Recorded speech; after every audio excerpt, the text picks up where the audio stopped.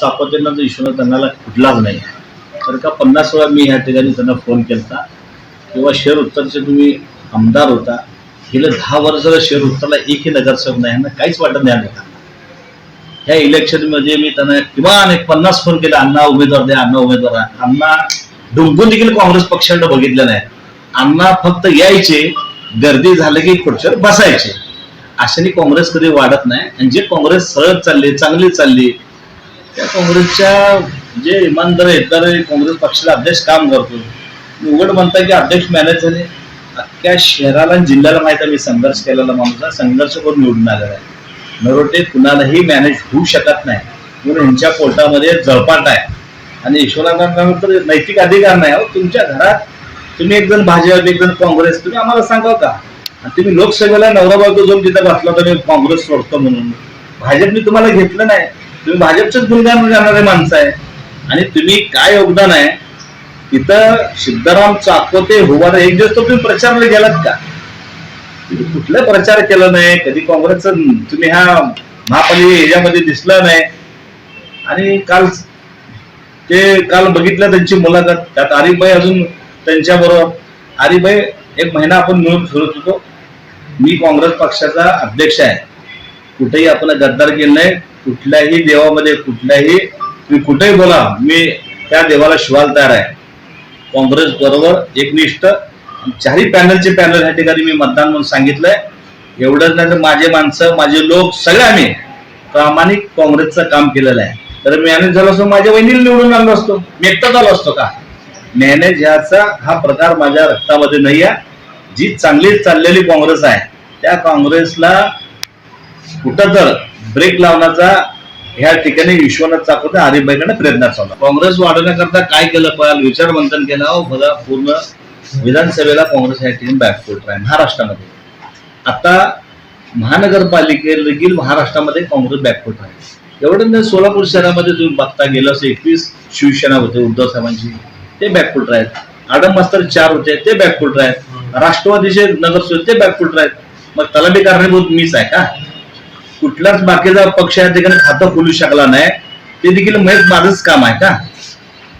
बघा, 87 भारतीय जनता पार्टी कशी आली, काय आली.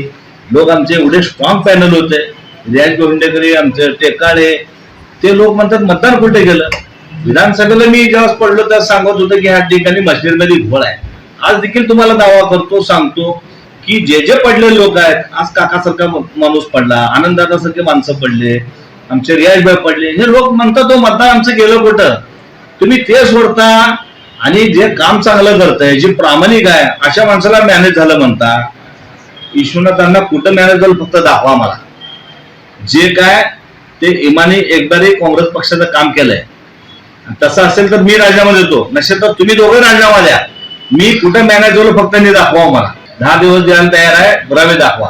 तुम्हाला सांगतो, एवढे चांगले चांगले आम्ही पॅनल बोलवतो. जिथं राष्ट्रवादीचे 2 चांगले आहेत, काँग्रेसचे 2 चांगले आहेत, जिथं शिवसेने 2 चांगले आहेत, काँग्रेसचे 2 चांगले आहेत, जिथं कम्युनिस्ट चांगला आहे त्या ठिकाणी कम्युनिस्ट 3, 1 काँग्रेस. आता दत्तांना वनपट्टी 1 घेतलं होतं, शिवसेना 1 घेतली, 2 कम्युनिस्ट तिथं. असे देखील पॅनल पडलेले आहेत. जिथं बघा आम्हाला वाटतं पॅनल चांगलं होईल त्या ठिकाणी तडजोड केली. अहो तुम्ही शिवसेना, राष्ट्रवादी, काँग्रेस त्या ठिकाणी जे महाविकास आघाडी बसत होतो, विचारा मी मॅनेज झालो का? प्रत्येक सीटासाठी मांडलो साहेब, प्रत्येक सीटासाठी. इलेक्शन मध्ये प्रत्येक मिटिंग ह्या ठिकाणी बोलल्यानंतर तुम्ही त्यावेळेसच सांगायचं, प्रभारी तुम्ही कुणाला 4 द्या, शिंदे साहेबाला सांगायचं, तैला सांगायचं, एलवर सांगायचं, किंवा ह्यांचा प्रभारी 4 कुणाकडे द्या. मी काय रेडी आहे ना. ज्या आम्ही कमिटी केल्यात इथं बसून कमिट्या केल्या, तुम्ही कमिटीला होता त्यावेळेस तुम्ही उपस्थित करायचं. आता पडल्यानंतर काय तर झाल्यानंतर कुणाचा ऐकून मला बोलता. मग तुम्हाला एवढा अनुभव होता त्यावेळेस अगोदर डिक्लेअर करायचं नाही बा तुम्ही इलेक्शन लढवणार 15 दिवसात 4 तुम्ही कुणा अर्ज द्या का बोला की तरी ते सगळ्या सोलापूरला माहित आहे की नाही देंगे तो हम सब गिराएंगे. झालं समाधान तुमचं. काँग्रेस या ठिकाणी सगळं पडलात. सगळेच होते ना, जे नेते होते मी त्यांच्यावर बोलतो. अल्पसंख्याक अध्यक्ष म्हणून अल्पसंख्याकांना बोलवलं मी. काँग्रेस तुम्ही या ठिकाणी पडला, झालं का तुमचं समाधान? मी आजपर्यंत एकदाही म्हणलो नाही की मला का पडला, कशामुळे पडला. माझ्या नशिबात होतं मी पडलो. हे बघा हरिभाई आता का बोलता तुम्ही त्यावेळेस दाखवून द्यायचं ना, हे इथं तुम्हाला चुकालंय तिथं चुकालंय. बघा मौलाली बॉडी हा त्यांचा परिसर आहे, त्या ठिकाणी मला एकट्याला बोलवत होते. म्हणलं मी आज बिलकुल येणार नाही, हरिभाई असतील माझं पूर्ण पॅनेल असेल तर आम्ही येतो, नाही तर मला मतदान देऊ नका. ही स्पष्ट माझी भूमिका आहे. आणि माझ्या पश्चात आमच्या कुठल्याही माणसाला तुम्ही जाऊन विचारा, आमच्याकडे 4 पॅनल ह्या ठिकाणी झालेले आहेत, 4 हात झालेले आहेत. माझ्या बरं ऐका, हरिभाईला असं करून माझ्या पार्टीचं नुकसान होणार नाही का? मी माझ्या पार्टीचं बघेन ना, माझ्या पार्टीचं मी नुकसान का करेन? माझ्या आमदारांचं म्हणणं असं आहे की प्रोटोकॉल पाळण्यामध्ये अध्यक्ष तरी प्रोटोकॉल मला शिकून येते नाही, एकदा वेळेवर येत नाही, कधी वेळेवर आलं नाही. आणि एकटे आल्यात खुर्चीवर बसतात आणि भाषण न दिल्यामुळे हे ते माझ्या विरोधात बोलतात. म्हणजे काय ह्या ठिकाणी बऱ्याच वेळा ते येतात आणि लोक त्यांना भाषणाला कंटाळतात. लोक आम्हाला सांगतात त्याला भाषण देऊ नका, आणि काय काय त्यांना भाषण टाळल्यामुळं त्यांना वाटतं की हे सगळं अध्यक्ष या ठिकाणी मनमानी कारभार करतात.